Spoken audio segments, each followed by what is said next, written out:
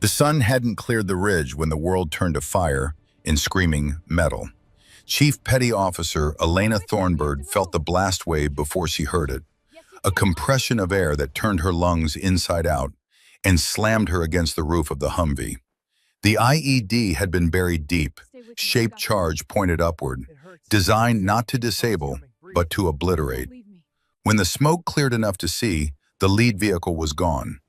Not damaged, gone. Just a crater in burning pieces scattered across 50 meters of Syrian hardpack. She was moving before her ears stopped ringing. Training took over. Assessment, reaction, execution. The convoy had stopped dead across the valley floor. 8 vehicles strung out like beads on a wire, and somewhere in that chaos were wounded men who needed her more than they needed their fear.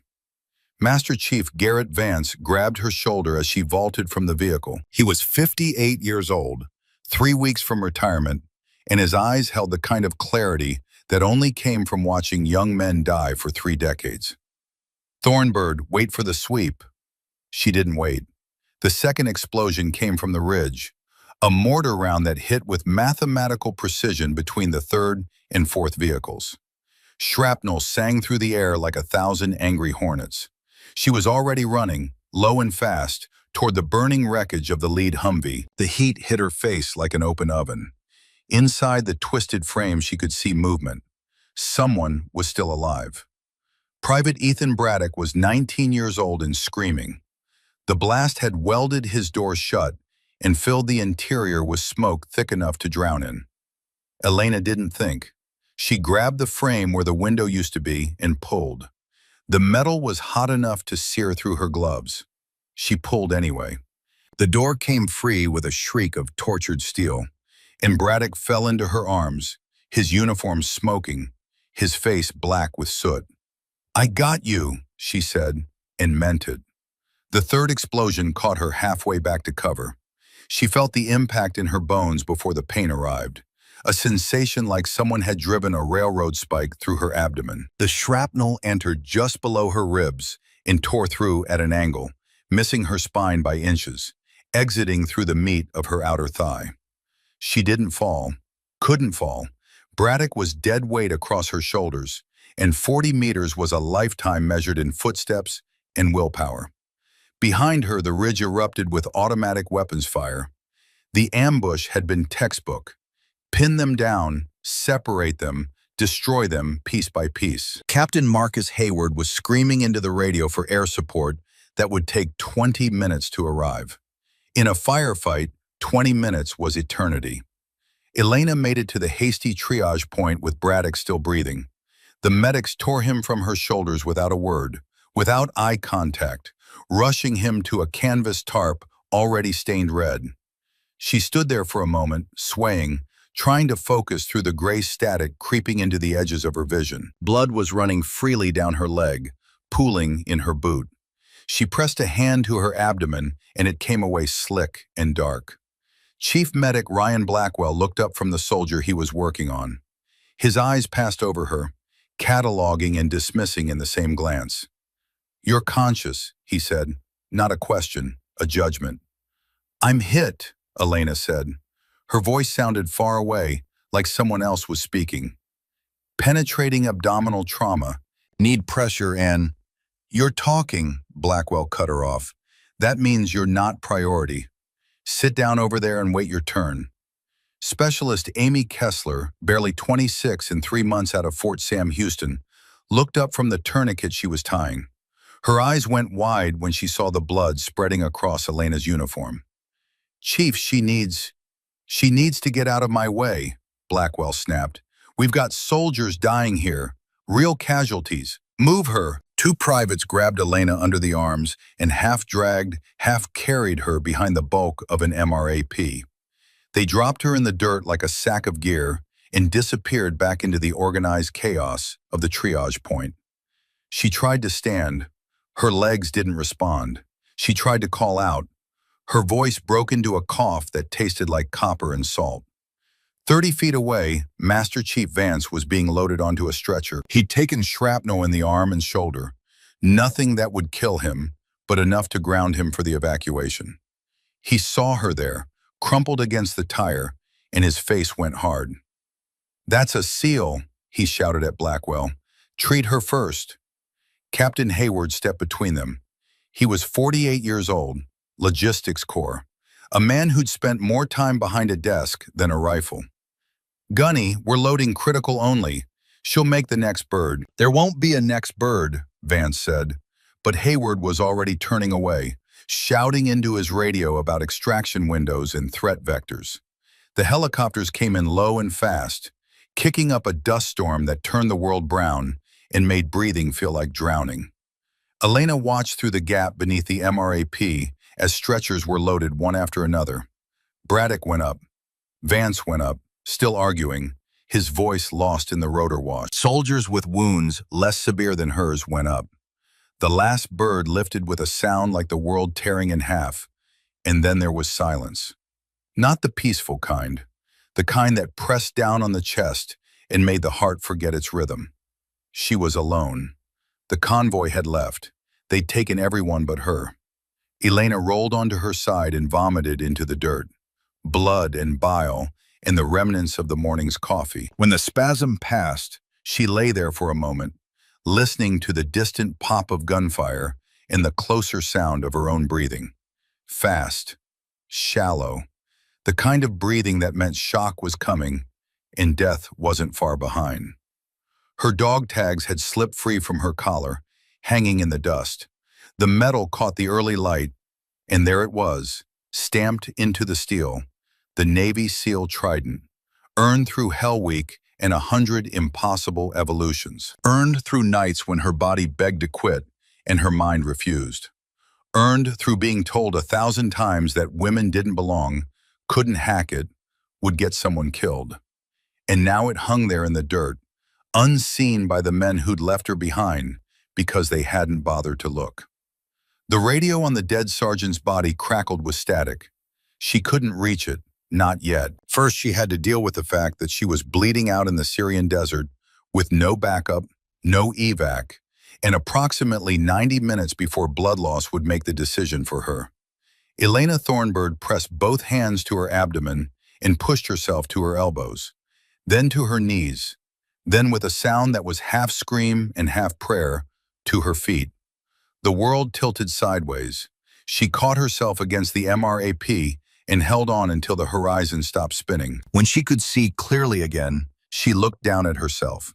The wound in her abdomen was bad. The one in her thigh was worse.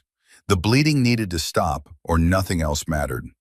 15 meters away, partially buried under the rubble of a collapsed supply crate, was a medical ruck.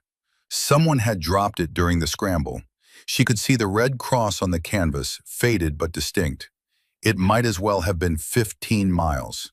She took a step. Her leg buckled. She took another step. This time, it held. The third step was easier. The fourth nearly killed her. By the time she reached the ruck, she was crawling, leaving a blood trail in the dust like a wounded animal dragging itself toward water. She grabbed the pack and pulled it close, fumbling with the straps with fingers that didn't want to work properly. Inside, quick clot packets, tourniquets, IV bags, morphine auto-injectors, and a basic surgical kit that looked like it had been assembled in the 1990s. It would have to be enough. She tore open her uniform blouse with shaking hands. The entry wound was a ragged hole just below her ribs, about the size of a quarter. The exit wound was somewhere behind her, and she couldn't see it, but she could feel it, a hot throbbing that radiated down her spine. The shrapnel had passed through cleanly, which meant no fragments to remove, but it also meant a through and through that was bleeding from both sides. Elena grabbed a packet of Quick Clot and tore it open with her teeth. The powder spilled across her hands. She pressed it directly into the wound, packing it as deep as she could with fingers that had started to go numb. The chemical reaction began immediately, a burning sensation that was somehow worse than the wound itself. She screamed into her sleeve, biting down on the fabric until her jaw ached. The thigh wound was different. She could see the fragment there, a twisted piece of steel about the size of her thumb, embedded in the meat of her outer quadriceps. It had to come out, no choice.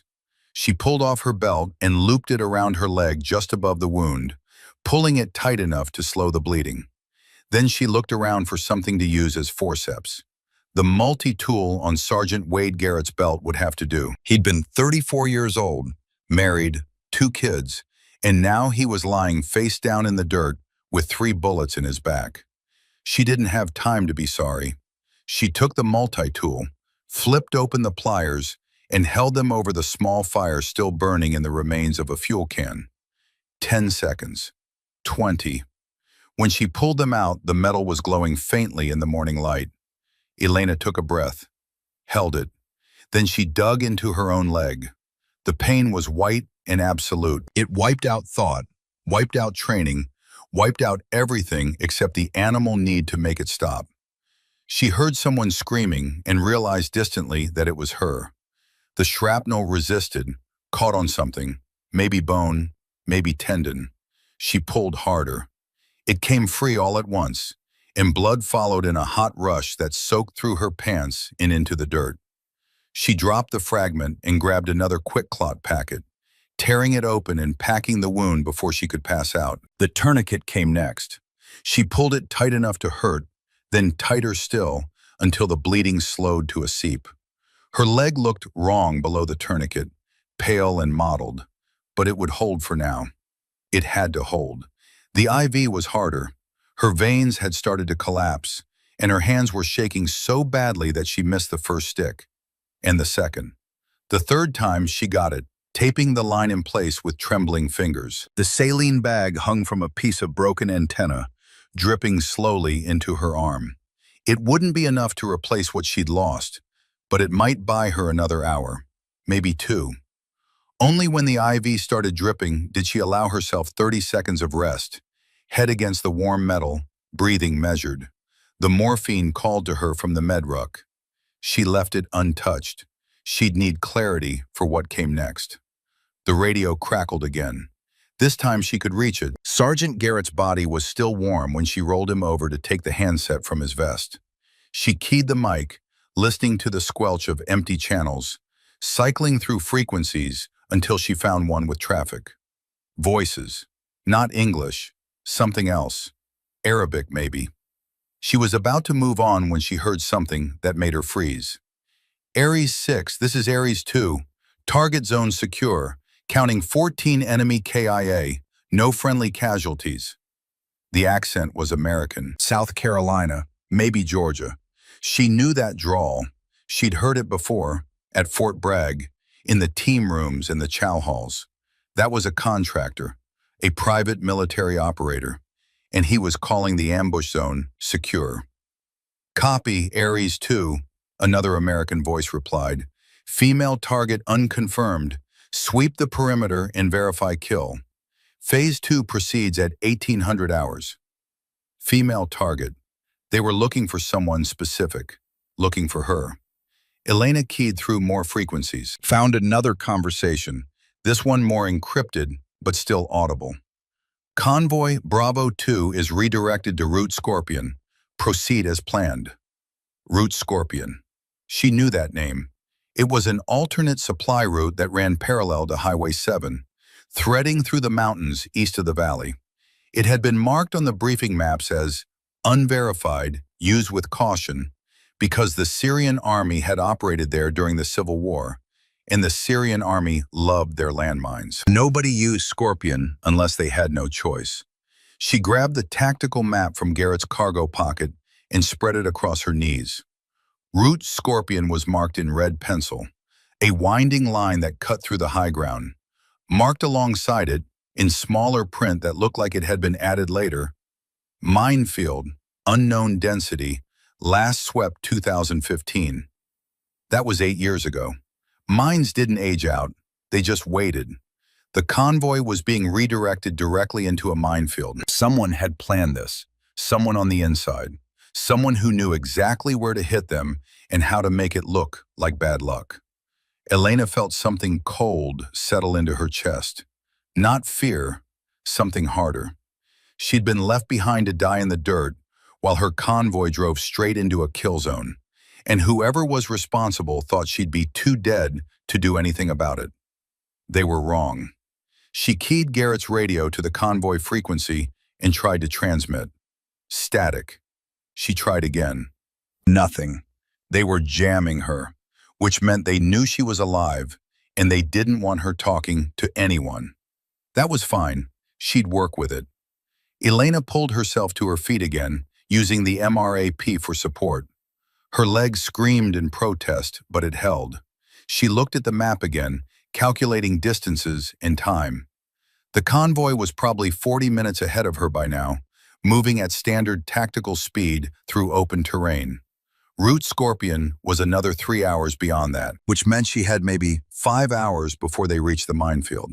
5 hours to cover 12 kilometers of hostile territory with a hole in her abdomen and a leg that was barely functional. 5 hours to figure out who'd sold them out and how to stop them. 5 hours to decide whether the men who'd left her to die were worth saving. She grabbed Garrett's rifle and checked the magazine. 4 rounds left. She took his sidearm too, and his spare magazines, and the 3 grenades clipped to his vest. It wasn't much, but it was more than she'd had 5 minutes ago. She stuffed the tactical map into her cargo pocket, along with the morphine injector she'd been avoiding. For later, when the pain got bad enough that dying seemed preferable to taking another step. The abandoned supply depot was visible on the ridge above her, a cluster of half-collapsed buildings that had probably been a Syrian army outpost before the civil war turned the whole country into a graveyard. It would give her elevation and line of sight. If she could make it that far, she could see the convoy's route, maybe even get ahead of them. Elena started walking. Each step was a negotiation with her body. Left foot forward, right foot forward. Breathe. Don't think about the blood. Don't think about the distance. Think about Braddock's face when she'd pulled him from the fire. Think about Vance trying to get her on that helicopter. Think about the men in that convoy, good men, who didn't know they were being led to slaughter by someone they trusted. She'd made it maybe 200 meters when she heard the vehicles. Not friendly. Too fast. Too aggressive. The sound of engines being pushed hard over rough terrain. She dropped flat behind a cluster of rocks and watched through a gap as 3 technical trucks roared past, heading toward the ambush site. Each truck carried 4 men. Not Syrian army, not ISIS. These men wore matching tactical gear, carried matching rifles, moved with a kind of precision that only came from training and money. She caught sight of a patch on the lead truck's bumper, a red sword over a black shield. Ares Tactical Solutions. The same contractors she'd heard on the radio. They were coming back to finish the job. One of the trucks slowed as it passed her position. A man stood in the bed, scanning the terrain with binoculars. Elena held her breath and pressed herself flat against the rock. He was looking right at her, through her, past her. She was covered in dirt and blood, and against the desert hardpack, she was just another shadow. He said something to the driver, and the truck accelerated again, following the others toward the kill zone. When they were gone, Elena continued her climb. The ridge was steeper than it had looked from below. Loose scree that gave way under her boots and sent her sliding backward every 3rd step. Her hands were raw. Her leg was a constant scream. The IV bag had run dry, and she'd left it behind. Just another piece of trash in a desert full of trash. By the time she reached the depot, the sun was high and merciless. The buildings were exactly as bad as she'd expected. Walls with holes, roofs collapsed inward, floors covered in broken glass and spent shell casings. But there was shade, and there was water. An old cistern in the corner of what had been a supply room, still half full of rainwater that tasted like rust and dust and survival. She drank until her stomach cramped, then filled Garrett's canteens and drank again. There was something else in the ruins, a weapons cache. Not military issue, too clean, too recent. Someone had been using this place. She found an RPG launcher with 2 rounds, a dozen AK-47 magazines still sealed in plastic, and a tactical tablet in a waterproof case. The tablet was locked, but the lock was civilian grade. She had it cracked in under a minute. What she found inside made her forget about the pain in her gut and the fire in her leg. Files, dozens of them, convoy routes, personnel manifests, bank transfers, communication logs. Everything was labeled with military precision, sorted by date and operation code. The most recent folder was marked Operation Clean Sweep, Asset H6 confirmed. She opened it. The first file was a photograph. Captain Marcus Hayward shaking hands with a man in civilian clothes. The man's jacket had a patch visible on the shoulder. Red sword over black shield. Ares Tactical Solutions. Behind them, a briefcase sat open on a table. Elena could see the cash, neatly banded stacks that added up to more than Hayward made in 5 years. The second file was a route map, their convoy's route, with 3 red X's marked along the path. The ambush site was the first X. Route Scorpion was the second. The third was labeled simply Disposal. The third file was a ledger, bank transfers. $340,000, wired in 6 installments over 3 months. The last transfer was dated 3 days ago. The memo line read, Route Compromise plus Disposal. Elena felt something crack open inside her chest. Not surprise, not even anger. Just a cold, clear understanding that the man who'd ordered her left behind had sold them all out for the cost of a decent house in the suburbs. The fourth file was the one that changed everything. It was a target list. 7 names highlighted in red. 6 she didn't recognize. Supply sergeants, logistics officers, people who wouldn't be missed right away. The 7th name she knew by heart. Master Chief Garrett Vance. He wasn't collateral damage. He was the primary target. Everything else, the ambush, the convoy, the minefield, all of it was built around killing one man. A man who was 3 weeks from retirement and probably wanted nothing more than to see his grandchildren grow up. She opened the attached file. It was a report written in the flat military prose that turned lives into bullet points. Vance had discovered discrepancies in the supply manifests. Small things at first. Medical supplies that went missing. Ammunition that never arrived. He'd started asking questions. Started keeping records. And 3 days ago, he'd sent a message to the Inspector General's office requesting a formal investigation into Captain Marcus Hayward's logistics operations. 3 days ago, the same day Hayward had received his final payment. Elena sat there in the ruins with the tablet on her knees and the sun beating down through the broken roof. The convoy had maybe 4 hours before they reached the minefield. She had maybe 3 hours before blood loss made her too weak to move. And somewhere out there, Ares Tactical Solutions was hunting her with orders to confirm the kill. She could activate her emergency beacon. It was in her vest, intact, still functional. She could call for help and be on a helicopter within the hour. Let someone else handle it. Let the proper authorities investigate. Let the system work. But the system was what had left her here. The system was what had put a price on Vance's head. And the system was what had allowed men like Hayward to turn service into profit and loyalty into a commodity. Elena pulled out the morphine injector and stared at it for a long moment. Then she put it back. Not yet. She wasn't done. Not even close. She strapped the RPG to her back and loaded her pockets with magazines. The tablet went into her cargo pocket, wrapped in plastic from the weapons cache. She checked Garrett's rifle one more time, chambered around, and started moving east toward the high ground overlooking Route Scorpion.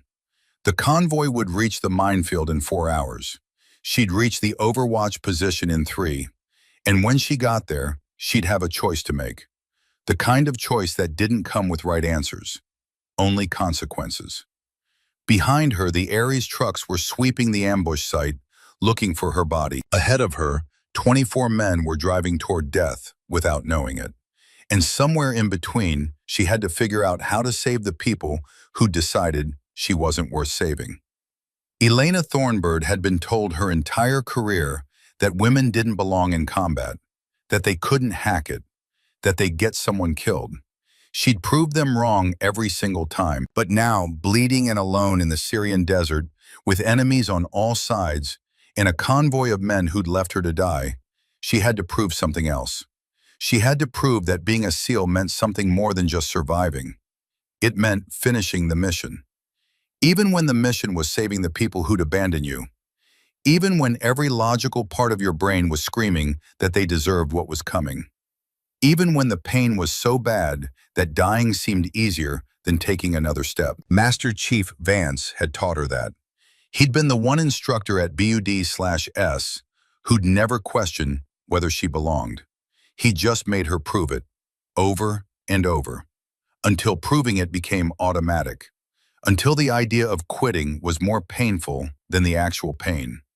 She remembered his voice during Hell Week, when she'd been in the surf zone for the 4th hour, and hypothermia was turning her thoughts to fog.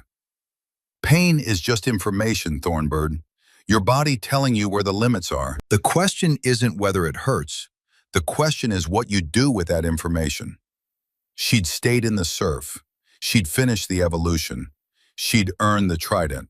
Now she was going to earn it again. The high ground rose ahead of her, jagged and unforgiving under the afternoon sun. Elena adjusted the rifle sling on her shoulder and started climbing. Each step was information. Her body was telling her to stop, to rest, to give in. She processed that information and kept moving. Because somewhere ahead, Master Chief Garrett Vance was riding in a convoy toward a minefield. And he didn't know that the man giving the orders had already decided he was dead.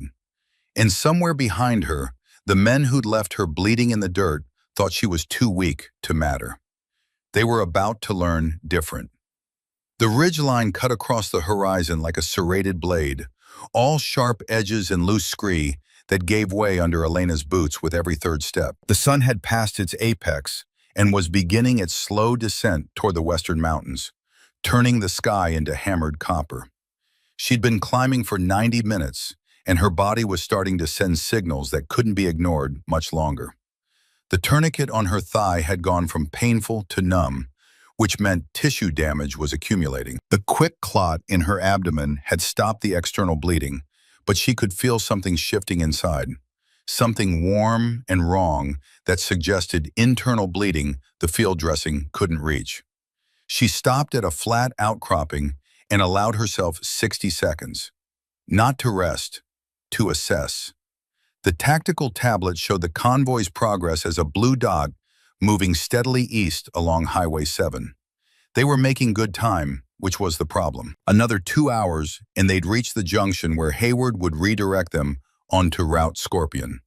Another hour after that, and they'd be in the minefield. She was still 4 kilometers from the overwatch position she'd identified on the map, a ridge that would give her direct line of sight to both the convoy route and the minefield approaches. 4 kilometers. In her current condition, that was 90 minutes of brutal movement, maybe 2 hours if the terrain turned worse, which meant she'd arrive with maybe 30 minutes to spare. 30 minutes to figure out how to stop a convoy from entering a minefield when her radio was jammed and she had no way to make contact. 30 minutes to decide if she was going to take the shot that would solve everything and damn her soul in the process. Because there was always the shot. Hayward's vehicle would be in range. 1 round, center mass, and the conspiracy died with him. The convoy would stop. Someone else would take command. They'd probably turn around, call for orders, avoid the minefield entirely through sheer bureaucratic caution. Problem solved. Mission accomplished. All it would cost was the line she'd sworn never to cross. Elena pushed herself upright and kept climbing. The shot was the easy answer.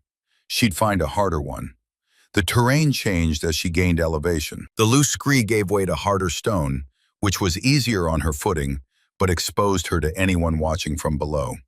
She moved in short bursts, using whatever cover she could find, always conscious of the sight lines and the angles. This was Indian country now. Ares Tactical knew she was alive, knew she was mobile, and they'd be hunting. 3 vehicles, 12 men, all of them professionals who'd done this work for money long enough to be very good at it. She spotted the first truck 20 minutes later. It was moving slowly along the base of the ridge, following her general direction but not her specific path. They were casting a wide net, searching for signs, blood trails, disturbed earth, the kinds of mistakes that wounded, desperate people made when they thought they were alone. Elena had made it a point not to leave those signs. Every time she'd stopped to rest, she'd taken 30 seconds to obscure her tracks. Every time she'd bled through her dressing, she'd buried the soiled bandages under rocks. Old habits from SEER school: survive, evade, resist, escape, in that order. The truck stopped directly below her position. A man climbed out of the passenger side and stood there scanning the ridge with binoculars. He was tall, lean, moving with the economical grace of someone who'd spent a career in hard places. Elena went absolutely still. She was 60 meters above him, lying flat against stone that was nearly the same color as her blood-stained uniform. At this distance, motion was the enemy. Even breathing could give her away if he was good enough. He was good enough. The binoculars swept past her position, came back, held. She could feel his attention like a physical weight. Her hand moved slowly, incrementally, toward the pistol on her hip. If he spotted her, she'd have maybe 2 seconds before he called it in. 2 seconds to drop him and run before the other 11 converged on her position. The math wasn't good, but math had stopped mattering somewhere around the time she'd pulled shrapnel out of her own leg. The man lowered his binoculars and said something to the driver. The truck started moving again, continuing east. He hadn't seen her. Or he had seen her and decided a shadow on a rock wasn't worth investigating. Either way, she'd bought herself another 30 minutes. Elena waited until the truck disappeared around a bend before she moved again. Her hands were shaking, not from fear, from blood loss and dehydration, and the simple fact that the human body wasn't designed to function with this much damage. She drank from Garrett's canteen, forcing down water that her stomach didn't want. Then she pulled out the tablet and checked the convoy's position again. They'd stopped. All 8 vehicles, stationary at a position that matched the Highway 7 junction. This was it. This was where Hayward would make his pitch. Some excuse about road conditions or intelligence reports or tactical necessity. Some reason why they needed to deviate from the planned route and take Scorpion instead. And the convoy would follow, because that's what convoys did. They followed orders. Elena zoomed in on the satellite overlay. The minefield started approximately 3 kilometers past the junction, in a narrow valley where the road threaded between 2 ridgelines. Perfect terrain for an ambush, which was why the Syrian army had mined it in the first place. The mines were marked on old maps as Soviet-era PMN-2s, anti-personnel devices designed to maim rather than kill. Step on one and it would take your foot off at the ankle. Drive over one and it would shred your tires and immobilize your vehicle. Either way, you'd be stuck in the kill zone while the enemy had all the time in the world to finish you off. Except there was no enemy anymore. The Syrian army was long gone from this sector. ISIS had been pushed out 6 months ago. The only threat in that valley was the mines themselves, and the man who was deliberately driving a convoy into them. She pushed herself up and continued climbing. The pain had transcended description now. It was just a constant presence, like tinnitus or the ringing in her ears from the explosions. Background noise. Irrelevant. What mattered was the ridgeline ahead, and the time running out, and the fact that 24 men were about to die because someone had decided Garrett Vance knew too much. The Overwatch position was everything she'd hoped for and nothing she'd wanted. A natural rock formation that gave her clear sight lines down into the valley where Route Scorpion ran. She could see the road, empty and waiting. She could see the minefield, invisible to anyone who didn't know where to look, but obvious to her now that she knew what she was seeing. The spacing was too regular. The vegetation patterns were wrong. There were gaps in the rock distribution that suggested human placement rather than natural scatter. And she could see the convoy, still stopped at the junction 2 kilometers away. Elena set up in a prone position behind the rocks and pulled out Garrett's rifle. The optic was a basic ACOG, 4-power magnification, good enough for the ranges she'd be working with. She ranged the junction, 1,800 meters. Extreme range for this weapon system, but doable in these conditions. Clear air, no wind, stable position. She could make the shot. The question was whether she should. Through the scope, she could see figures moving between the vehicles. Arguments, discussions. Someone, probably Vance, was questioning the route change. She could read it in the body language, the gestures, the way the other men were gathering around. Hayward would be in the center of it, selling his lie with the confidence of a man who'd already been paid. Elena's finger found the trigger. 2 pounds of pressure and Hayward's problems would be over. So would hers. Clean shot, righteous kill, problem solved.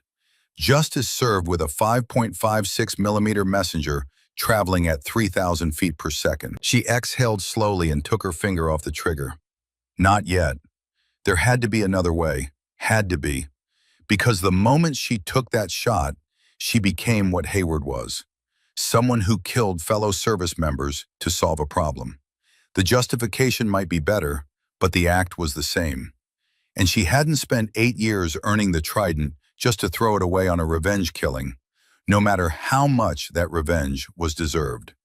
The tablet had a communication function, encrypted messaging, satellite uplink, the kind of technology that contractors used when they needed to coordinate across distances without relying on military infrastructure. She opened it and started scrolling through the contact list. Dozens of names, none of them familiar. Call signs and numbers and operational designations that meant nothing to her. Then she found one that did. Vance, primary target, verify before disposal. They'd put him in their system, logged him like inventory. That's how professional this was. That's how far the corruption had spread. These weren't rogue operators acting on impulse. This was an organized operation with planning and oversight and quality control. They even had a checklist. Elena opened the message interface and typed, Vance target compromised, female witness eliminated, proceeding phase 2, confirm. She hit send and waited. The response came back in 40 seconds. Confirmed. Execute phase 2 at 1800 hours. 0 survivors. 0 survivors. They weren't just killing Vance. They were killing everyone. The whole convoy. 24 men turned into casualties, blamed on a minefield that everyone would assume was just bad luck. And somewhere, someone would file the paperwork and close the investigation, and life would go on. Elena checked her watch. 1720 hours. 40 minutes until execution. The convoy was starting to move again, turning onto Route Scorpion, following Hayward toward the valley. She could see them through the scope now, 8 vehicles in a staggered column, maintaining proper intervals, doing everything right except trusting the wrong man. The Ares truck appeared on the northern ridge, then another on the southern ridge. They were setting up overwatch positions. When the convoy hit the minefield, Ares would be in position to engage any survivors. A crossfire that would leave nothing alive. Thorough, professional, exactly the kind of operation that required planning and coordination, and the kind of money that only moved in 6-figure increments. Elena pulled out the RPG and checked the rounds. 2 shots. Tandem heat warheads designed to punch through armor. Devastating against vehicles, less useful against infantry, but she wasn't planning to fight infantry. She was planning to stop trucks.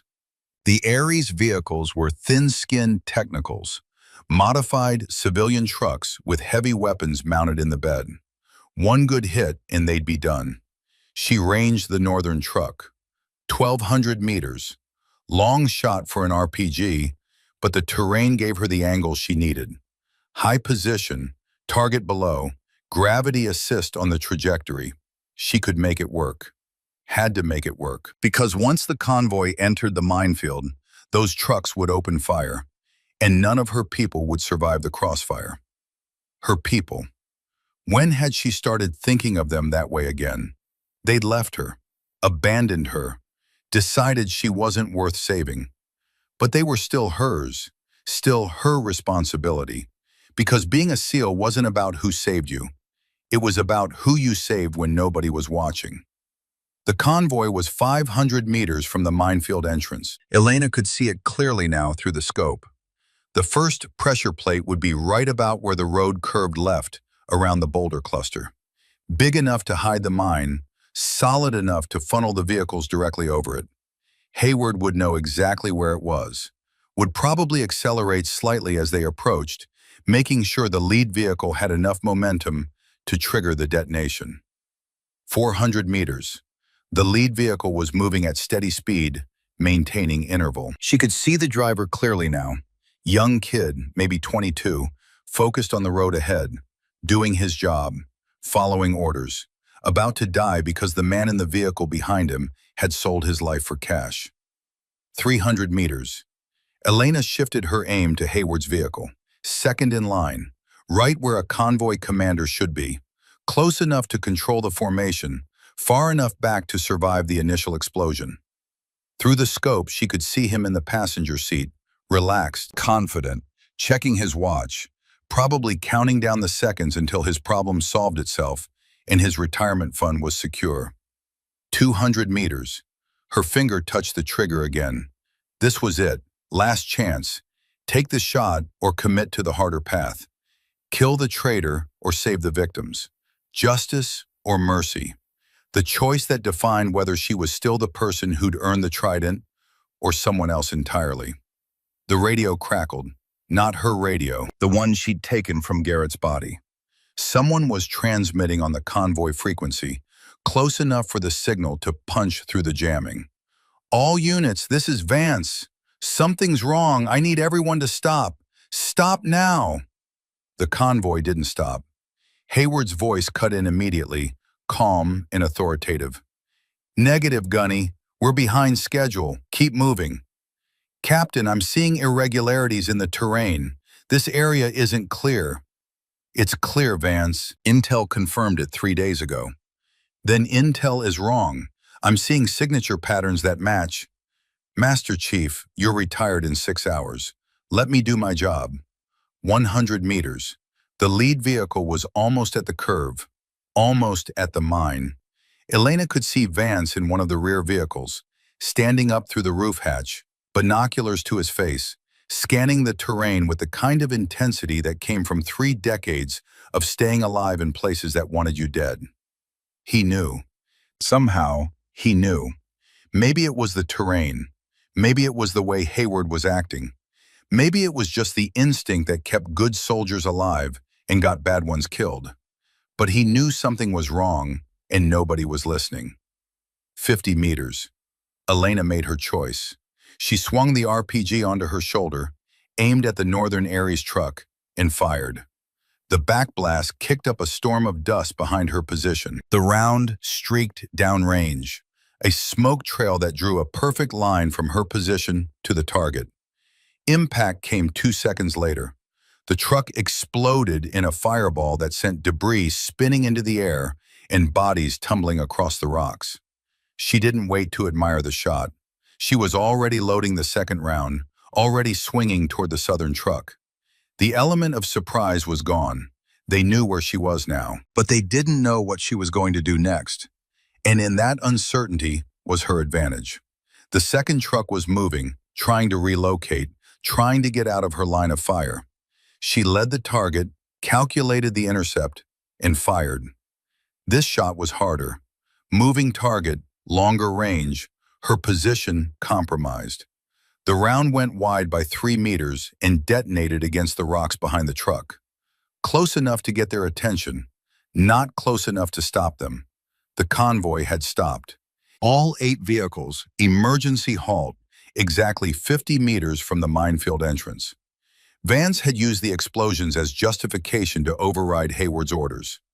Smart, but it wouldn't hold. In about 30 seconds, Hayward would regain control, would demand they continue, and Vance wouldn't have a good enough reason to refuse. Elena grabbed the radio and keyed the mic. The jamming was still active, but she was close enough now that brute force might punch through. Convoy Bravo 2, this is Thornbird. Urgent. Static. Then a voice, young and shocked. Thornbird! Oh my God, you're alive! It was Kessler, the junior medic, the one who'd hesitated. Elena didn't have time for emotion. Route Scorpion is mined. Repeat, you are 50 meters from an active minefield. Stop all forward movement. Hayward's voice cut in, sharp with authority. Unverified transmission. Disregard. All units continue movement. Elena zoomed her scope onto the curve in the road. She could see the pressure plate now, knew where it was, knew what would happen if that lead vehicle rolled over it. Vance, check your map.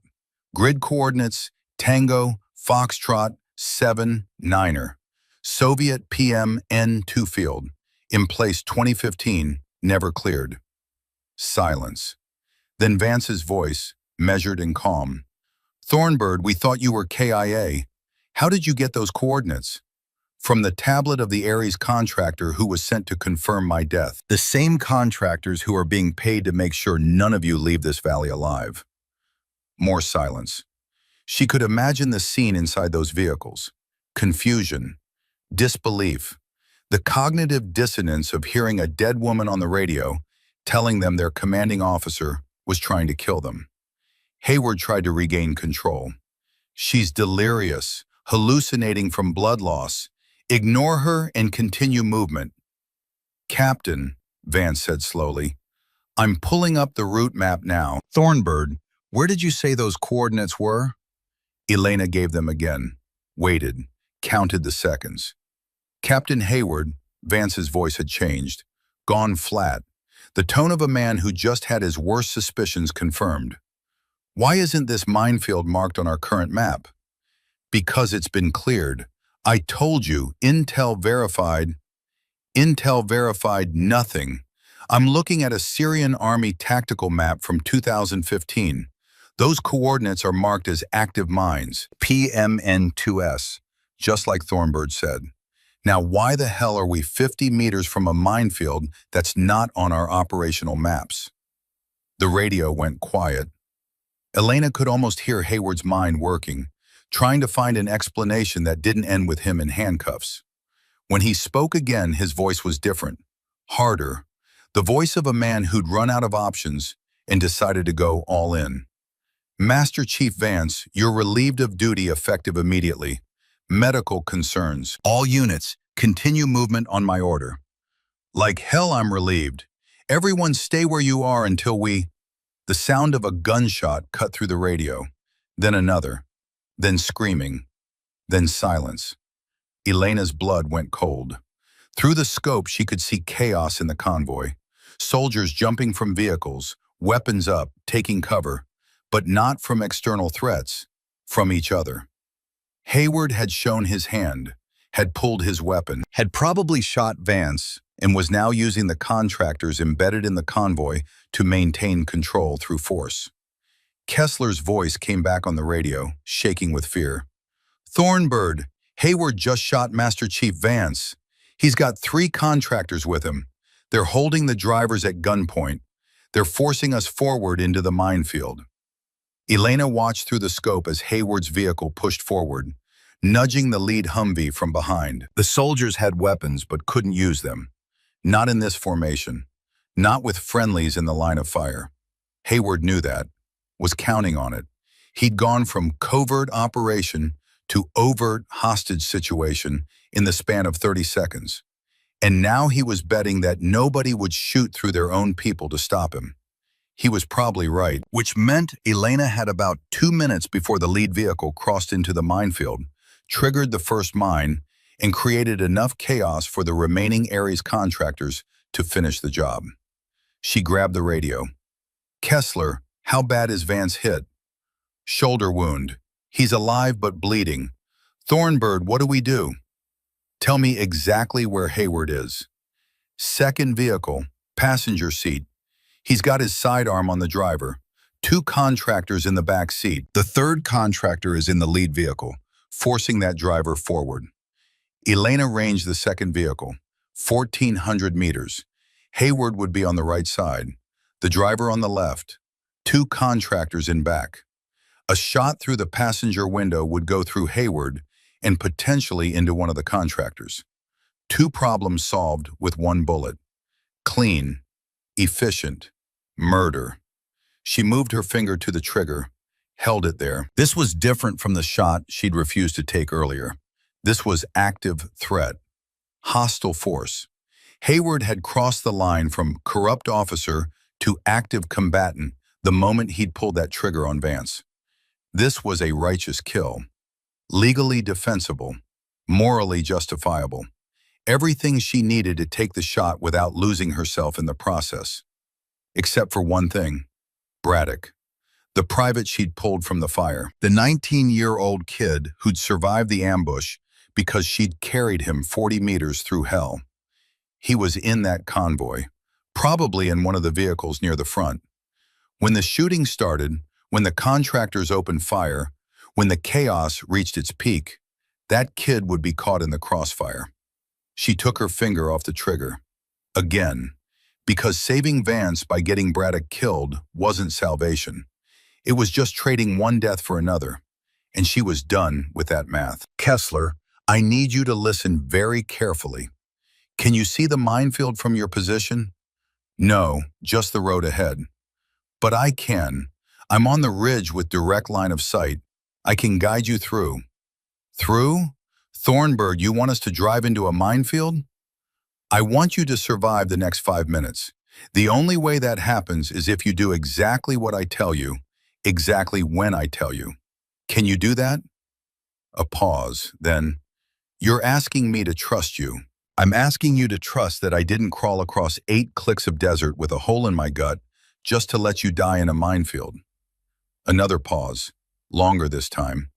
Elena could hear voices in the background, arguments, someone saying this was crazy, someone else saying they didn't have a choice. Then Kessler came back on, her voice steadier than before. Okay, we're listening. What do you need? First thing, tell me who's driving the lead vehicle. Private First Class Danny Morrison, 20 years old, from Ohio. Is he listening? He is now. Morrison, this is Chief Thornburg. Have you ever been through a breach lane before? The kid's voice was shaking. No, Chief.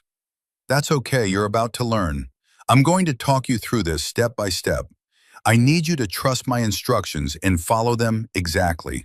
No hesitation, no second guessing. Can you do that? The contractor has a gun to my head. I know, and in about 30 seconds, that's not going to matter. Because either you follow my instructions and we all survive, or you don't and we all die. Those are the only two options. So I'm going to ask you again, can you do this? A long pause, then. Yes, Chief, I can do this. Good. Now here's what's going to happen.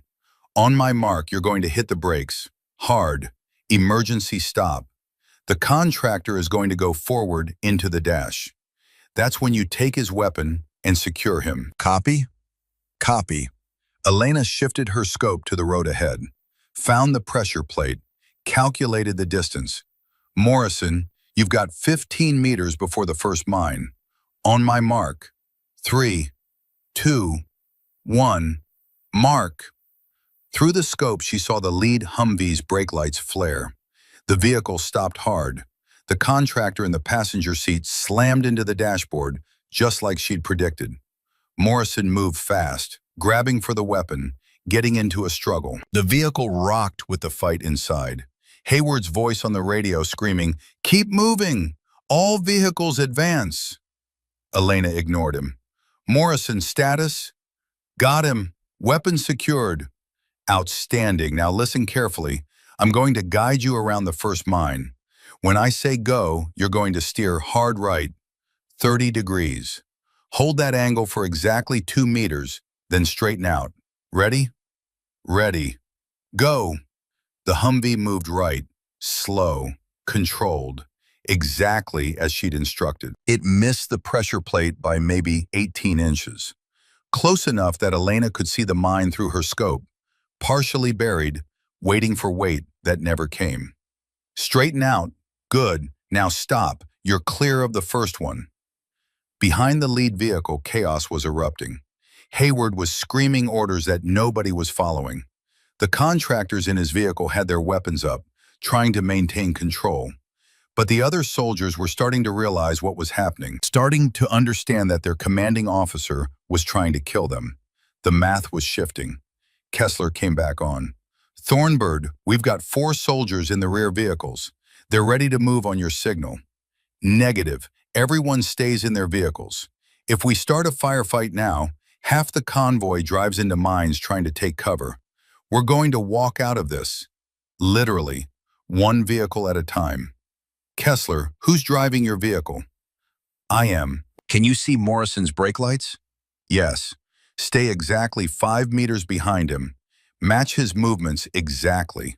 When he goes right, you go right. When he stops, you stop. Understand? Understood. Elena started talking Morrison forward again, meter by meter, mine by mine. The field was dense here, pressure plates every 10 to 15 meters, staggered pattern designed to catch vehicles trying to weave. She could see them all from her elevated position, could plot a path that threaded between them like a needle through cloth. But it was slow work, painful work. Every instruction had to be precise. Every movement had to be perfect. One mistake and Morrison would be the first name on a casualty list that wouldn't stop until it hit 24. They'd made it maybe 50 meters into the field when the Ares truck on the southern ridge opened fire. Heavy machine gun, probably a Browning M2, sending 50 caliber rounds screaming down into the valley. The rounds hit all around the convoy, kicking up geysers of dirt and rock. One punched through the hood of the 4th vehicle. Another shattered a windshield. The soldiers were scrambling for cover, but there was no cover. Just the road and the mines, and the absolute certainty that moving off the road meant death. Elena swung her rifle toward the Ares position and fired 3 quick shots. Suppressive fire. She wasn't trying to hit anything at this range, just make them keep their heads down. Make them think twice about exposing themselves. Buy Morrison another 30 seconds to get to the next waypoint. Morrison, don't stop. Keep moving. Hard left, 20 degrees, 3 meters. The kid did it, hands steady despite the machine gun fire, despite the chaos, despite every instinct screaming at him to floor it and try to outrun the bullets. He trusted her instructions and moved exactly as she told him. The Humvee missed the next mine by inches. Hayward's vehicle was still trying to push forward, but the other vehicles had stopped following his orders. They were following Elena's voice instead, following the dead woman who'd come back to save them. The contractors in Hayward's vehicle were realizing the same thing Elena had realized 20 minutes ago. They'd lost control of the situation. Their careful plan had fallen apart the moment she'd put an RPG round into their overwatch position. The machine gun opened up again. This time the rounds walked right up the road toward Morrison's vehicle. Elena saw the tracers coming, saw where they'd hit, knew Morrison had maybe 2 seconds before 50 caliber rounds started shredding his Humvee like paper. She didn't think, just moved, swung her rifle onto the Ares position and started firing. Rapid, aimed shots. 1,800 meters was extreme range for this weapon, but she wasn't trying to make kill shots. Just hitting close enough to make them flinch, make them duck, make them choose between maintaining fire discipline and not getting their heads taken off. It worked. The machine gun went silent. Morrison kept moving. Right again, 45 degrees, 4 meters, then stop. They were halfway through now. 8 vehicles with maybe another 100 meters of minefield ahead. At this rate, it would take another 20 minutes to get everyone clear. 20 minutes of walking vehicles through a pattern only she could see, while Ares contractors tried to kill them all from elevated positions, while Hayward tried to regain control, while her body continued its slow shutdown from blood loss and trauma. 20 minutes. She could do 20 minutes. Had to do 20 minutes. Because the alternative was letting them die, and she'd already decided that wasn't an option. Morrison was moving again, following her instructions, threading between pressure plates with a kind of precision that suggested he'd found his calm center in the middle of chaos. Good for him. That's what training was supposed to do. Turn panic into process, fear into focus. Vance's voice came over the radio, weak but clear. "Thornbird, this is Vance. I'm still operational. What do you need?" Relief flooded through her. "Gunny, you're supposed to be bleeding out. I've been shot before. Takes more than one round to keep me down. Sit rep? I'm walking them through the minefield, but we've got Aries on the southern ridge with a Ma Deuce. I can suppress them, but I can't eliminate them from this range. They're going to get brave again soon. I can take care of that. Give me coordinates." Elena passed them, heard movement over the radio. Vance was climbing out of his vehicle, despite the shoulder wound, despite his age, getting into position to engage a target that was probably 1,000 meters from his position. The old man was going to get himself killed trying to help. But that was what you did. That was what being a SEAL meant. You helped until you couldn't help anymore, and then you helped some more. The machine gun opened up again, but this time it was answered immediately by precise rifle fire from the convoy. Vance had found his mark. The machine gun went silent again, this time for good. Elena saw figures retreating from the southern position, dragging a body with them. The old man had just dropped an Aries contractor at 1,000 meters with a shoulder wound and probably a rifle he'd never zeroed. Some things you didn't lose. Some skills stayed in the blood. "Morrison, you're doing great. Keep it up. Left turn, 30 degrees, 5 meters. They were 3/4 through now. Elena could see the end of the minefield, where the road straightened out and the vegetation patterns returned to normal. Another 10 minutes, maybe less. They were going to make it. All of them. Despite Hayward, despite Aries, despite the fact that she'd been left to die in the dirt 8 hours ago. That's when Hayward made his final play. She saw it through the scope. Hayward stepping out of his vehicle, pistol in hand, walking toward the lead Humvee with the cold purpose of a man who decided that if he couldn't win, nobody could. The contractors with him followed, weapons up, creating a firing line. They were going to execute Morrison, going to shoot the driver and send the vehicle careening off the road into the mines. Turn the whole convoy into a catastrophe that would be blamed on bad luck and bad intelligence, and nobody would ever know the truth. Elena shifted her scope onto Hayward, centered the crosshairs on his chest. Her finger found the trigger. This time there was no hesitation, no moral calculus, no weighing of options. He'd made his choice. Now she'd make hers. The rifle bucked against her shoulder. 1,400 meters. Wind negligible. Elevation compensated. The round took 2 seconds to arrive. 2 seconds during which Hayward kept walking, kept moving toward Morrison's vehicle, kept being the man who'd sold out his convoy for cash. Then the round hit. Not center mass, she'd been aiming for the chest, but blood loss and exhaustion had pulled the shot low and left. The bullet took him in the hip, spun him around, dropped him to the road. Not a kill shot, but enough to stop him, enough to end his play. The contractors froze. One of them started to raise his weapon toward Morrison's vehicle. Vance dropped him with a single shot before he could complete the motion. The other contractor threw down his weapon and put his hands up. Smart. Survival instinct overriding loyalty. That's what happened when the money stopped being worth the risk.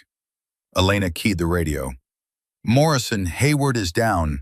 The contractors are surrendering. Keep moving. We're almost home." And they were. 10 more minutes of careful navigation. 10 more minutes of step-by-step instructions.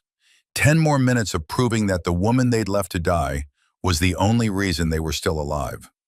When the last vehicle cleared the minefield and rolled onto safe ground, Elena let her head drop to the rock. Her vision was tunneling. Her hands were numb. The pain had gone from acute to a kind of distant throb that suggested her body was shutting down non-essential systems to preserve the core. She'd done what she came to do. Now she could rest. Except there was still one more thing. One more detail that needed handling. She pulled out the tablet and opened the message interface. Typed, Phase 2 complete. All targets eliminated. Awaiting extraction coordinates. The response came back in 30 seconds. Outstanding work. Extraction team inbound your position. ETA 20 minutes. Elena smiled. Sent back. Copy. Standing by. Then she forwarded the entire conversation to Colonel Hendricks at Base Command, along with every file on the tablet. The evidence, the bank transfers, the target lists, everything Ares Tactical Solutions had been stupid enough to document in writing. In 20 minutes, when their extraction team arrived at her position, they'd find a Navy SEAL who'd just blown their entire operation wide open. And Hendricks would have enough evidence to put every single one of them in prison for the rest of their lives. Justice, finally. Not the quick kind that came from a bullet, the slow kind that came from the system working the way it was supposed to. Elena closed the tablet and stared at the sky. The sun was setting now, painting the desert in shades of amber and rust. She listened to the convoy celebrating in the valley below, listened to Vance coordinating the security perimeter and the casualty collection, listened to the sound of helicopters in the distance, coming to bring them all home. She'd done it. Against every odd, against every expectation, she'd saved 24 men who decided she wasn't worth saving. And in doing so, she'd proved something more important than any of them would ever understand. She'd proved that being a SEAL wasn't about who abandoned you. It was about who you refused to abandon, even when they didn't deserve it, even when it cost you everything, even when the easy answer was to let them die and call it justice. Elena Thornburg closed her eyes and listened to the approaching rotors. The sound grew louder, closer, became thunder in her chest. She tried to stay conscious, tried to hold on long enough to see them land. But the darkness had other ideas, and this time, she let it come. When she opened her eyes again, she was already airborne. The helicopters had come in low over the ridge, 2 Black Hawks with door gunners scanning for threats that no longer existed. Elena watched them approach through eyes that kept trying to close, her body making executive decisions about consciousness that her mind couldn't override. She'd done the math somewhere around the time the convoy cleared the minefield. Between the initial wounds, the self-treatment, the blood loss, and the physical exertion of climbing 8 kilometers over hostile terrain, she should have been dead 3 hours ago. The fact that she was still breathing was less biology and more stubbornness. The lead helicopter had touched down 50 meters from her position, rotor wash kicking up a storm of dust and small stones. She tried to stand and made it halfway before her legs decided they were done taking orders. She'd gone down hard on one knee, caught herself with her rifle, and stayed there while the world tilted sideways and her vision narrowed to a tunnel ringed with static. Boots had hit the ground, running footsteps, voices shouting medical terminology that sounded very far away. Hands on her shoulders, her arms, checking pulses in airways, and all the things that medics checked when they found someone who should be dead, but wasn't. Someone had been cutting away her uniform, someone else starting an IV. A third voice calling for a stretcher and saying words like hypovolemic shock and critical status that all meant the same thing. She'd pushed too far and her body was sending the final invoice. Chief Thornburg, can you hear me? She'd managed a nod. Tried to speak, nothing came out but a dry rasp. Don't talk, save your energy. We're getting you out of here. The stretcher had arrived. They'd lifted her onto it with practiced efficiency, securing straps, elevating her legs, doing all the things that the medics at the triage point should have done 9 hours ago. Elena had wanted to laugh at the irony, but didn't have the breath for it. Instead, she grabbed the arm of the nearest medic and forced words past her throat. Convoy, safe? The medic had nodded. They're safe, all of them, because of you. That had been enough. She'd let Colonel Sarah Hendricks entered, uniform crisp, despite the late hour, expression unreadable. Elena had met her exactly twice before today, Both times had been brief, professional. Now the woman who commanded the entire base was pulling up a chair beside her bed. "Ma'am," Elena's voice was rough, throat raw from the intubation. "How long was I out?" 18 hours, 3 surgeries. The doctors say you're going to make it, but it was close." Hendricks leaned forward, elbows on her knees. "I've read the after-action reports, all of them. I've reviewed the evidence on the tablet you recovered. I've interviewed every member of that convoy, and I've spent the last 6 hours on conference calls with JAG, CID, and about a dozen 3-letter agencies who are all very interested in what happened yesterday." She paused. "So now I need to hear it from you. All of it, starting from when they left you behind." Elena told her. Every detail. The triage rejection, the self-treatment, the discovery of the conspiracy, the climb to the ridge, the firefight with the contractors, the decision not to take the shot on Hayward, the impossible navigation through the minefield. Hendricks didn't interrupt, didn't take notes, just listened with the intensity of someone who understood that the official record and the truth were sometimes different things. When Elena finished, Hendricks sat back. "Chief Blackwell has been relieved of duty pending investigation. His decision to deny you treatment violated every protocol we have. The fact that you survived despite that decision doesn't excuse it. He followed his training, ma'am. Triage by severity. I was conscious, mobile. By the book, I wasn't critical. You had a penetrating abdominal wound and major arterial damage. You were absolutely critical. He made an assessment based on assumption rather than examination. That's not following the book. That's negligence." Hendricks' voice hardened. "And I will not tolerate negligence in my command, regardless of the outcome." Elena didn't argue, because Hendricks was right. Blackwell had looked at her and seen a woman who couldn't possibly be as badly hurt as she claimed, had made a judgment call based on bias rather than evidence. And that kind of thinking got people killed. "Captain Hayward is in custody," Hendricks continued. "He'll survive the gunshot wound long enough to stand trial. The contractors embedded in the convoy have been arrested. Ares Tactical Solutions is currently being raided by federal agents across 4 states. The bank accounts you identified have been frozen. The evidence you recovered is sufficient to prosecute not just this operation, but dozens of others going back 18 months. "How much?" Elena asked. "Excuse me? How much did they steal? Total?" Hendricks's expression went cold. "Current estimate is $42 million. Medical supplies, weapons, vehicle parts, all of it diverted and sold to the highest bidder, while soldiers died because they didn't have the equipment they needed." She paused. "Vance discovered the first discrepancy 3 days ago, started asking questions. Hayward panicked and decided that eliminating Vance was cleaner than trying to cover up the evidence. So the ambush was specifically to kill Vance. The ambush was to kill Vance and anyone else who might have seen the evidence. You, Specialist Kessler, Private Braddock, all of you were on the target list. The minefield was insurance.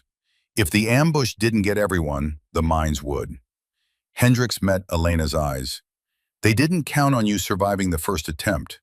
And they definitely didn't count on you being determined enough to walk 8 kilometers through hostile territory to save the people who left you behind." Elena looked down at her hands. They were bandaged, IV lines running into both arms, monitors clipped to her fingers. She'd pushed her body past every reasonable limit and quite a few unreasonable ones. The doctors had told her she'd need months of recovery, physical therapy, possible permanent damage to her leg. All for men who decided she wasn't worth the medical supplies. "Ma'am, I need to ask, did I do the right thing, coming back for them?" Hendricks didn't answer immediately. When she did, her voice was softer than Elena had ever heard it. "Chief Thornbird, I've been in the Army for 32 years. I've commanded soldiers in 3 wars and a dozen smaller conflicts. I've written letters to families explaining why their sons and daughters aren't coming home. And I've learned that there's a difference between following orders and doing what's right. You had every justification to activate your beacon and let someone else handle it. Every reason to let that convoy drive into the minefield and call it justice. But you didn't. You came back. And because you came back, 24 soldiers are alive today who wouldn't be otherwise. She stood. So yes, Chief, you did the right thing, even though it nearly killed you, maybe especially because it nearly killed you. The colonel moved toward the door, then stopped. The Navy Cross recommendation has already been submitted. Admiral Harrington himself is flying in tomorrow to present it. You've also been promoted to senior chief, effective immediately. Congratulations. Elena tried to process that. Navy Cross, promotion, recognition from the highest levels of command, all for doing what she'd been trained to do, complete the mission and bring everyone home. Ma'am, I don't need a medal. I just need to know that it meant something, that those men understand what happened. What almost happened. They understand, Hendricks said quietly. Believe me, they understand. After the colonel left, Elena stared at the ceiling and tried to reconcile the person she'd been yesterday morning with the person she was now. Same name, same face, same scars plus a few new ones. But something fundamental had shifted. She'd walked through fire and come out the other side, changed in ways she couldn't quite articulate yet. The door opened again. This time it was Specialist Amy Kessler, out of uniform, looking younger than her 26 years. She stopped just inside the doorway, uncertain. Chief, I'm sorry. I can come back if you're resting. I've been resting for 18 hours. Come in. Kessler approached the bed slowly, carrying something wrapped in cloth. When she was close enough, Elena could see she'd been crying. Recent tears, eyes still red. I needed to see you, needed to say something. You don't owe me anything, Kessler. Yes, I do. The younger woman's voice broke.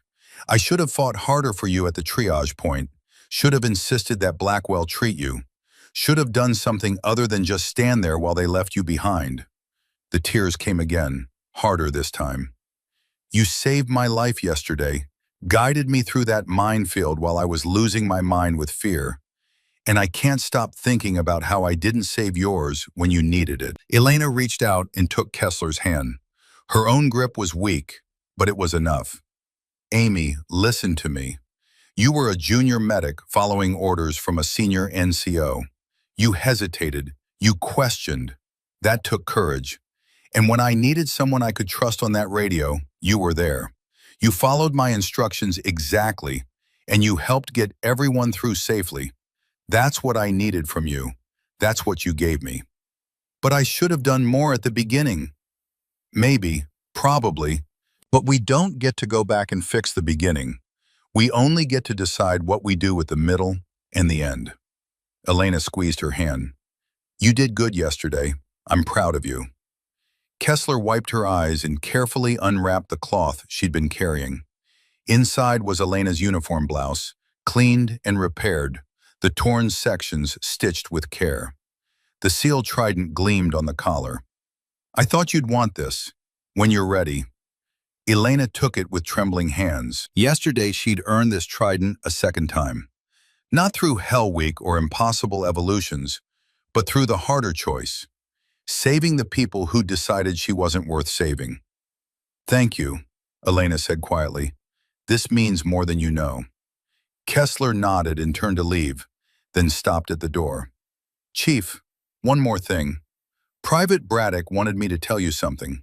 He said to tell you that he's going to be a medic, said that if you could save lives while bleeding out in the desert, the least he could do was learn how to save them in a hospital.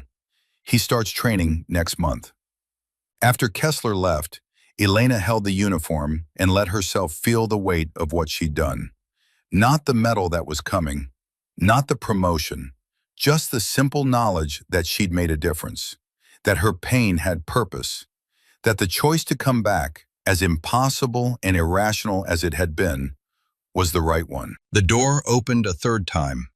Master Chief Garrett Vance walked in, left arm in a sling, moving with the stiff gait of a man who'd been told to stay in bed and had ignored that advice. He looked like he'd aged 10 years in the past day, but his eyes were clear and sharp as ever. "Gunny," Elena said, "you're supposed to be resting." "So are you. Looks like we're both bad at following orders." He pulled the chair closer to the bed and sat down with a grunt. "How are you feeling?" "Like I got shot, climbed a mountain, and guided a convoy through a minefield." So, Tuesday. Despite everything, Elena laughed. It hurt her abdomen, but it was worth it. Vance had always had the ability to cut through the darkness with a single dry comment. It was one of the things that had made him a great instructor. They sat in comfortable silence for a moment. Then Vance said, "I owe you an apology." "For what?" "For not fighting harder to get you on that helicopter. I knew it was wrong, knew you were critical, but I was wounded, and Hayward was pulling rank, and I let myself be put on that bird without making sure you came with me." His jaw tightened. "That was a failure of leadership, and it nearly got you killed." "Gunny, you tried. I heard you. That's more than anyone else did." "Trying isn't good enough, not when lives are on the line." He met her eyes. "I've been doing this for 33 years, trained hundreds of SEALs, watched them deploy to every hellhole on the planet. And yesterday I learned that one of the best operators I've ever trained is better than I gave her credit for, better than I deserved." Elena felt her throat tighten. "I learned from the best." "No, you learned from me. But what you did yesterday, that came from somewhere else. Somewhere deeper. That came from character." He reached into his pocket and pulled out something small. "I was going to give this to my grandson. He's 17. Thinks he wants to be a SEAL like his grandfather. But after yesterday, I think it belongs to you." He handed her a small pin. Not the SEAL trident, something older. A Force Recon pin, Vietnam era, tarnished silver with the eagle and parachute insignia.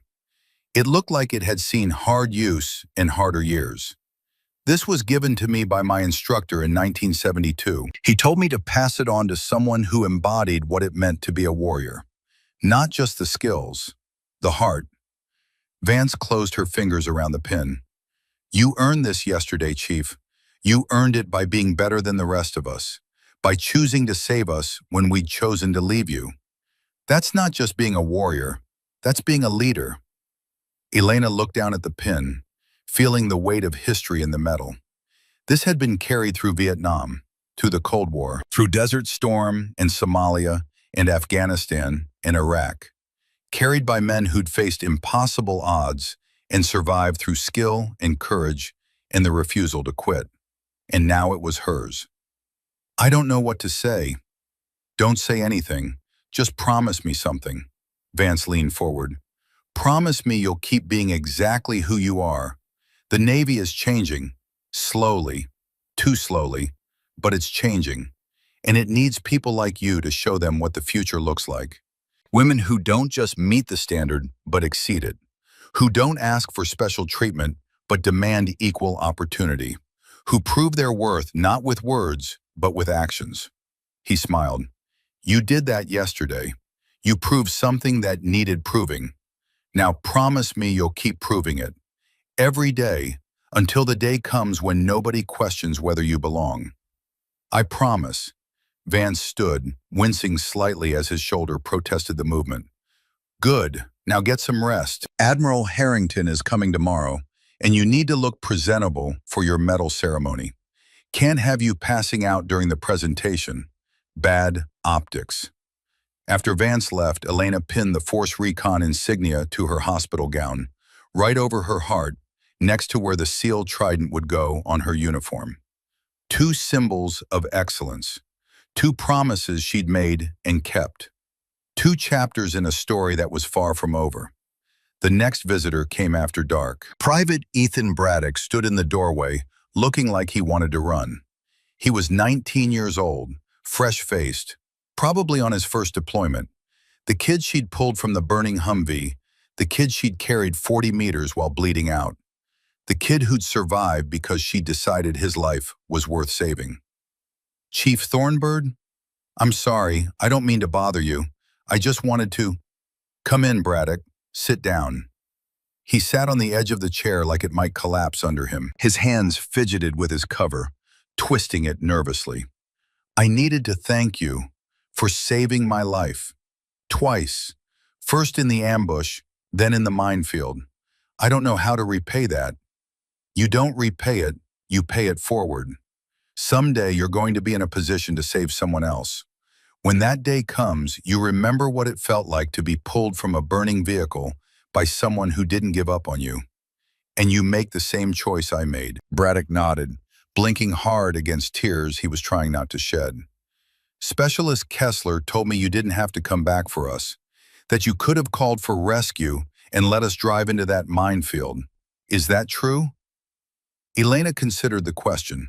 The easy answer was yes. The honest answer was more complicated. I had a choice. We all have choices. The question is what kind of person we want to be when we make them. What kind of person are you? I'm the kind who doesn't leave people behind, even when they leave me, even when it's hard, even when it nearly kills me. She met his eyes, and I hope that's the kind of person you become too. Braddock stood, came to attention, and saluted with parade ground precision. Elena from her hospital bed returned it as best she could. When he left, he was standing a little taller, carrying himself with the beginning of something that might become confidence if he nurtured it carefully enough. The final visitor came just before midnight. Chief Medic Ryan Blackwell stood in the doorway, and unlike the others, he didn't ask permission to enter, just stood there in the harsh fluorescent light, looking like a man who'd been hollowed out and filled with shame. I don't have the right to be here, he said finally. I know that, but I needed to see you, needed to face what I did. Elena said nothing, just watched him struggle with words that didn't come easy. I was wrong.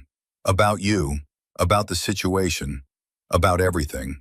His voice cracked. I made a judgment call based on assumption rather than evidence. I looked at you and saw a woman, and I decided that meant you couldn't be as badly hurt as you claimed. I was wrong, and my wrong decision nearly killed you.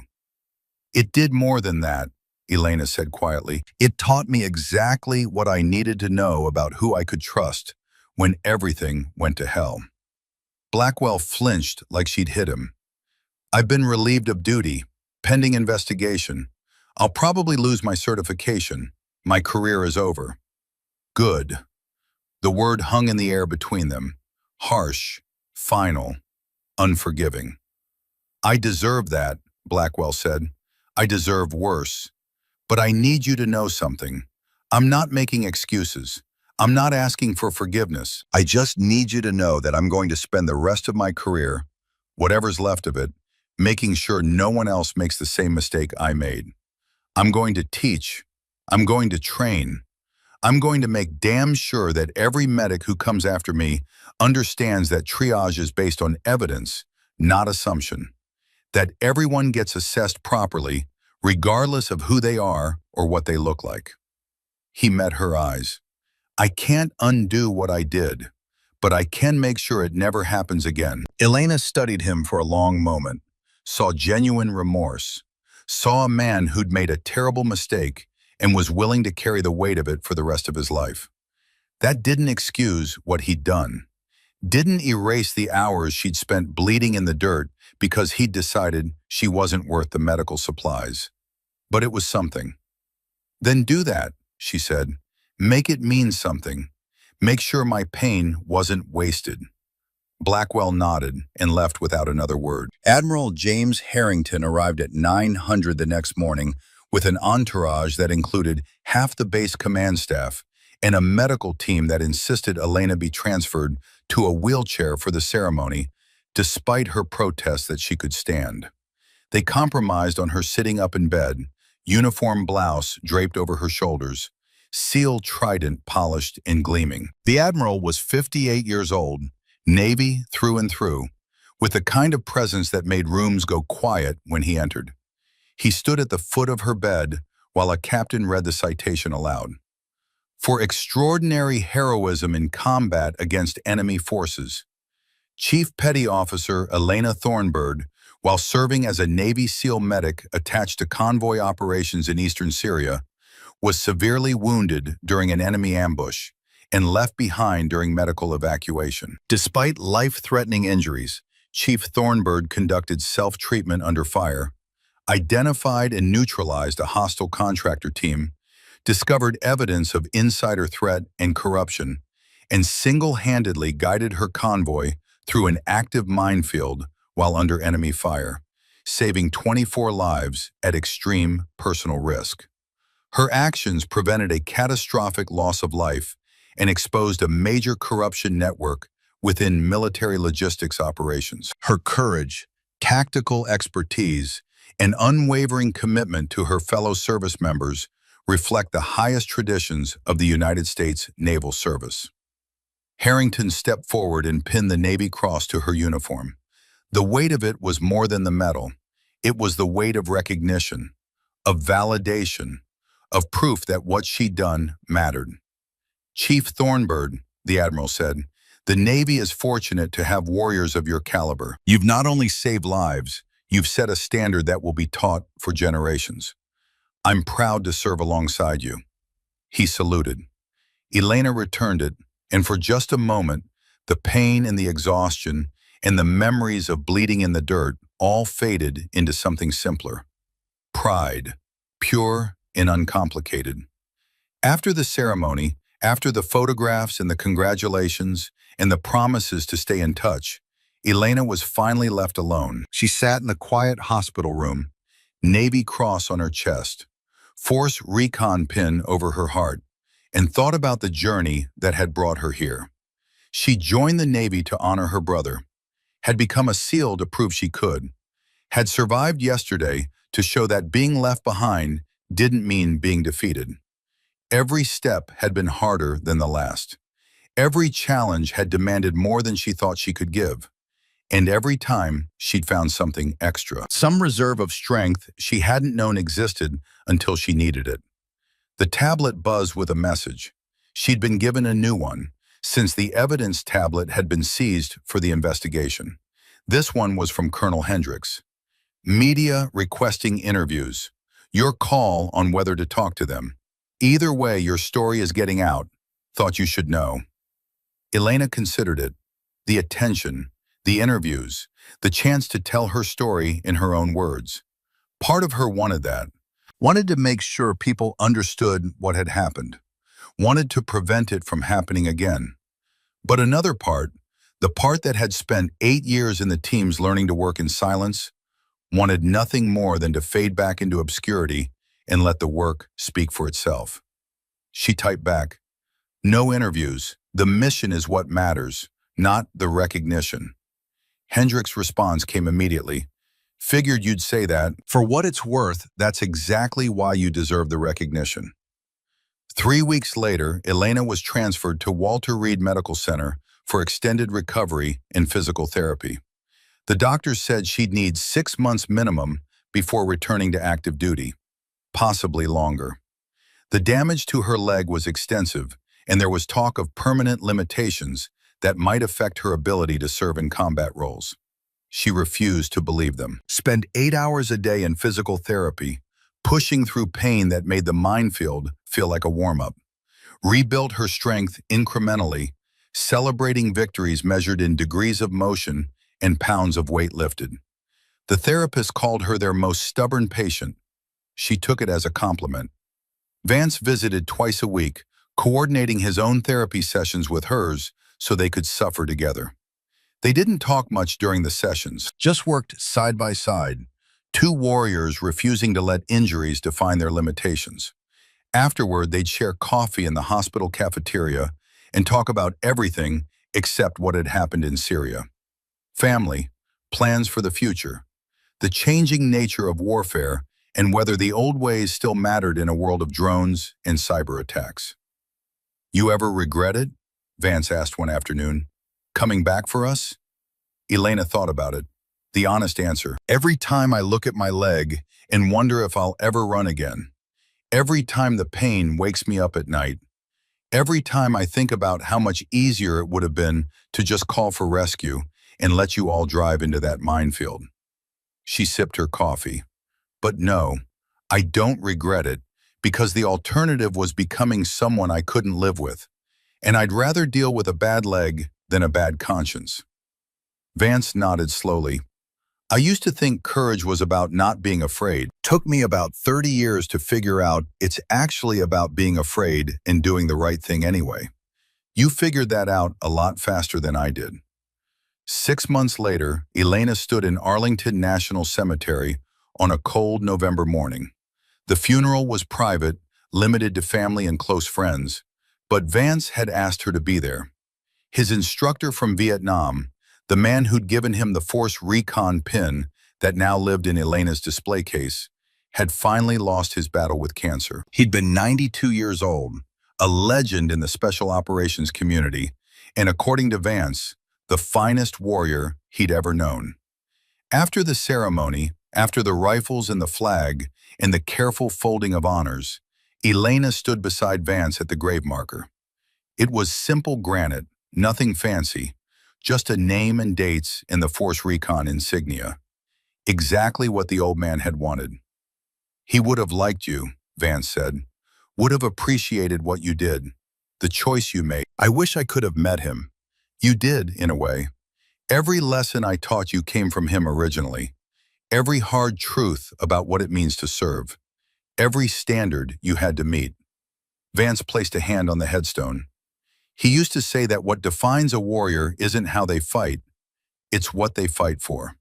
And why they keep fighting when there's no glory in it, no recognition, no one watching to see if they quit. He turned to Elena.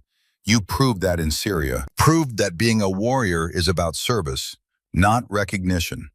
About doing the right thing even when it costs you everything.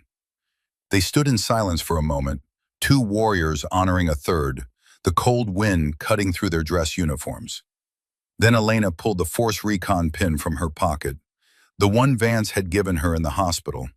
She placed it on the headstone beside a dozen others that had been left by people paying their respects. I can't keep this, she said. It belongs here, with him. Vance picked up the pin and pressed it back into her hand. No, it belongs with you. He would have wanted you to have it, to carry it forward, to pass it on someday to someone who embodies the same things you do. He closed her fingers around the pin. That's how we honor them, not by leaving trinkets on graves, but by living up to the standards they set, by being worthy of the tradition they handed down.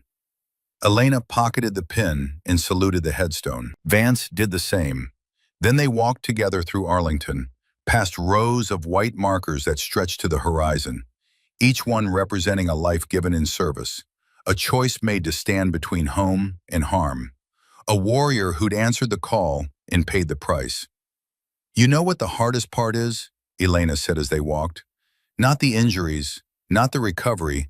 It's knowing that I did everything right, by the book, exactly how I was trained, and they still left me behind. How do you come back from that? How do you trust the system again? Vance was quiet for a long moment. You don't trust the system, you trust the people who prove they deserve it. And you become the kind of person others can trust when the system fails them. He stopped walking and turned to face her. The Navy is changing, Elena. Slowly, too slowly, but it's changing. And it's changing because people like you prove that the old assumptions are wrong, that women can do the job just as well as men, that courage doesn't have a gender, that leadership is about character, not chromosomes. He smiled. You didn't just save 24 lives in Syria, you changed minds, challenged assumptions, forced people to reconsider their biases. That's worth more than any medal. Doesn't feel like it when I'm in physical therapy trying to rebuild muscles that might never work properly again. I know, but someday, maybe years from now, some young woman is going to make it through BUD/S because you proved it was possible, because you showed them what a female SEAL looks like. And she's going to save lives, lead teams, do impossible things. And it'll be because you walked through hell and came out the other side without quitting. Vance started walking again. That's legacy, Elena. That's what matters. Not the medals or the recognition. The lives you touch, the standards you set, the path you clear for those who come after. They reached the cemetery gates and stopped. Beyond them, the city waited. The normal world where people worried about normal things and didn't understand what it cost to keep them safe. Elena had been part of that world once, before BUD/S, before the teams, before Syria. She couldn't go back to being that person, didn't want to, but she could move forward as someone new, someone forged in fire and blood, someone who'd learned that being left behind wasn't the end of the story, just a chapter in a longer journey. You ready to get back out there? Vance asked. Physical therapy board meets next week. They'll probably clear you for light duty. I don't want light duty. I know, but you take what they give you and prove you can handle more. That's how you earn your way back. One step, then another, until they can't deny you anymore. Elena looked down at her leg.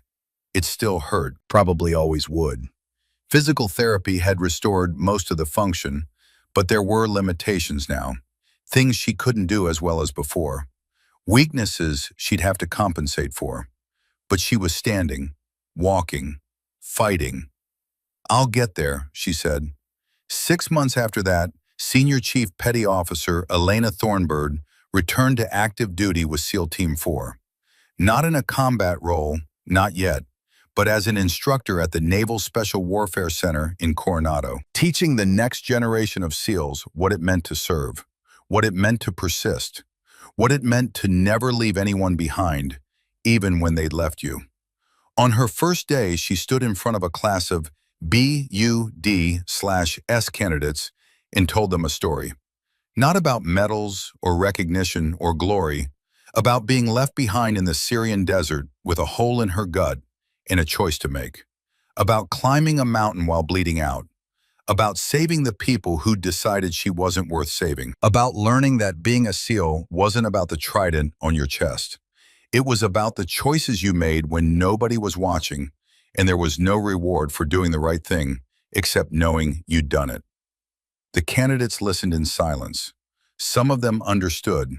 Some wouldn't understand until years later, when they faced their own impossible choices and had to decide what kind of warrior they wanted to be. But they'd remember. They'd carry this story with them into combat, into leadership, into the moments that defined whether they were just soldiers or something more. After the class, Elena walked along the beach where she'd spent countless hours during her own training.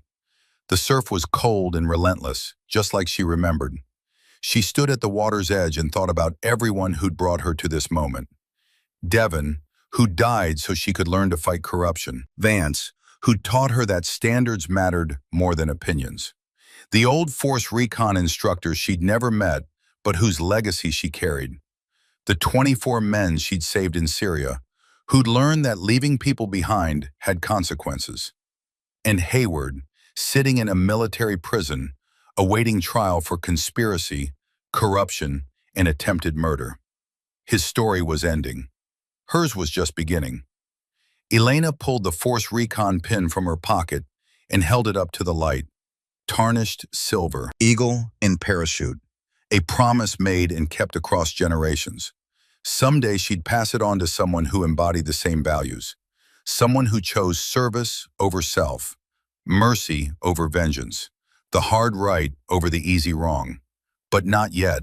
She still had more to prove, more to teach, more to give. She pinned the insignia to her uniform, right beside her SEAL trident, and walked back toward the training compound. Behind her, the surf continued its endless assault on the shore, relentless, unforgiving, exactly like the standards she'd sworn to uphold. They'd left her to die in the Syrian desert because they thought she was expendable, thought she was weak, thought she didn't belong. They'd been wrong about all of it.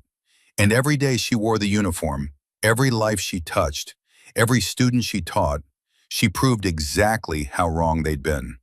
Elena Thornburg was a Navy SEAL, not because someone had given her permission, but because she'd earned it in blood and pain and the refusal to quit when quitting would have been easier. She'd earned it by being better than the people who'd abandoned her, by choosing to save them anyway, by proving that warriors are defined not by who abandons them, but by who they refuse to abandon. And she'd keep earning it every single day for the rest of her life, because that's what warriors did. They served, they persisted, they never left anyone behind, not ever, not even when their own had left them first.